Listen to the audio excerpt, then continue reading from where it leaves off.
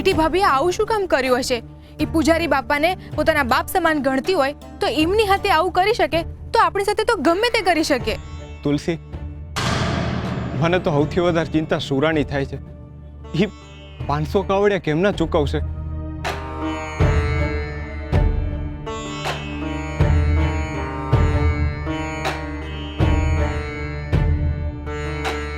આમાં 100 કાવડિયા છે, એનાથી સુરાની થોડી ઘણી મદદ તો થઈ શકશે. તમને શું લાગે છે?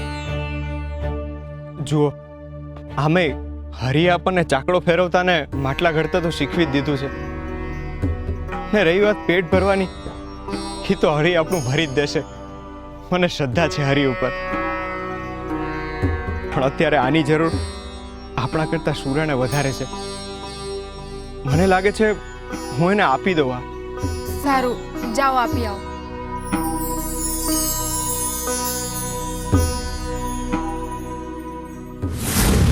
મીઠી, તે જે આ ધતિંગ કર્યું છે ને એના કારણે મારી છાતી ઉપર કોકે ધગધગતો અંગારો ચાપી માર્યો હોય ને એટલી પીડા થાય છે. તને મારી આ પીડાનો અડસાણ પણ છે? તને કઈ રીતના સમજાવું કે મારા હૈયામાં અત્યારના હું મથામણ હાલી રહી છે? અરે હું બગાડી લીધું તું પૂજારી બાપાએ તારું એટલું બધું. હું અહીંયા દિવસ રાત એક કરીને મહેનત કરું છું કારણ કે તું ખુશ રહી શકે, પણ ના, તારા મનમાંથી બદલાની ભાવના અને બળતરા જાતી જ નથી. હા, મને જ બળતરા થાય છે ને. આ હંધુય થયું છે ને એ મારા કારણે થયું છે. પણ મેં જે કંઈ કર્યું છે એ આપણા હાટું કર્યું છે. અને તમારા ભાઈએ આખી વાત પર પાણી ફેરવી દીધું એનું કઈ નહીં. અરે આખા ગામમાં હારા બનતા ફરે છે તમારા ભાઈ. એનો વાંધો ન આવતો તમને, પણ મેં આપણા હાટું કઈ કર્યું તો ખોટી હું જ ને. અરે આમાં ગોરા ક્યાંથી વચ્ચે આવ્યો મીઠી? કા એમને ઘરના થઈને ઘરના હારે દગો નત કર્યો? આમ તો નાના હતા ત્યારથી પૂજારી બાપા હારે બનતું નત. પણ મેં જ્યારે આપણા 500 કાવડિયાનું દેવું ઉતારવા હું કર્યું તો પૂજારી બાપાના પક્ષમાં જઈને બેહી ગયા. એમને આવું હું કામ કર્યું એવું પૂછવા ગયા છો તમે? પણ બધો વાંક કોનો? તો કે મીઠીનો. અરે મને તો ઈ વાતનું દુઃખ છે કે ગોરાઈ મારું આટલું બધું બગાડ્યું તો એની હારે બધું હારું થઈ રહ્યું છે. આવો ન્યાય હોતો હશે? હું એ ક્યારે નહીં બોલું કે અત્યાર સુધી મારું જેને ખરાબ કર્યું છે ને એ બધું ગોરા બાના કારણે થયું છે. એ પછી ખાલી આજે જ નહીં, પહેલા પણ. મીઠી, મેં તને કેટલી વાર કીધું છે કે 4 વર્ષ પહેલા તારી જે કસુવાવડ થઈ હતી એમાં ગોરાનો વાંક ન. તું કેટલી વાર ગોરાનો વાંક કાઢી છે એમાં? ગોરાનો જ વાંક હતો, બીજો કોઈનો નહીં. અને મને તો એમ લાગે છે કે તમે તમારા ભાઈના પ્રેમમાં આંધળા થઈ ગયા છો. આંધળા. યાદ દેવડા બેહીશ ને તો પછી હું તમને ખરાબ લાગીશ. પણ યાદ કરો 4 વર્ષ પહેલાની વાત.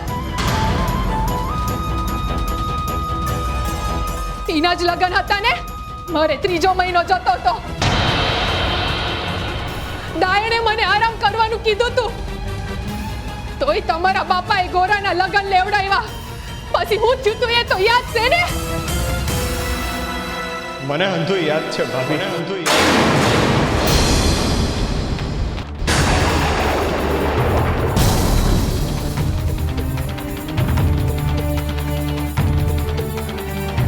મારા લગ્ન હતા ને હંધી જવાબદારી તમારા ઉપર આવી ગઈ હતી.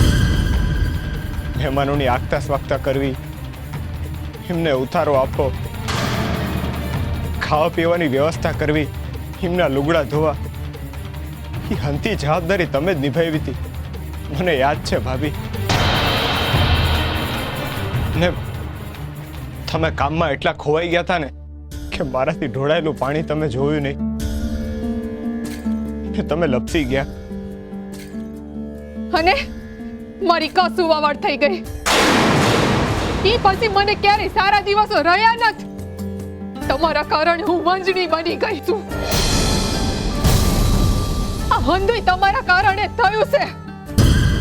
મારી સુવાવડ પછી લગ્ન કર્યા હોત ને તો આજે સ્થિતિ અલગ જ હોત. ન ઘરમાં મહેમાન આવ્યા હોત, ન મારે કામ કરવું પડત, ન મારો પગ લપસ્યો હોત. અને હવે તમે ગામના ચોરે આપણા આખા ઘરની આબરૂના ધજાગરા કર્યા છે ને, એના કારણે તમારા બાએ 500 કાવડિયાનો ભાર વેઠવો પડશે. નહીં બેઠવો પડે ભાભી, એના હાટું જ અહીંયા આવ્યો છું. સુરા, આમાં 100 જેટલા કાવડિયા છે ને હવે જેમ જેમ ચાકડો હાલશે ને એમ હું તને તારું દેવું પૂરું કરવામાં મદદ કરીશ. તું જરાય ચિંતા કરમાં કે મૂંઝામાં, હું તારી હાથે જ છું. ના ભાઈ ના. ના, આ કાવડિયાને પાછા ન ઠેલ, નહીતર તને આપણી માના હમશે.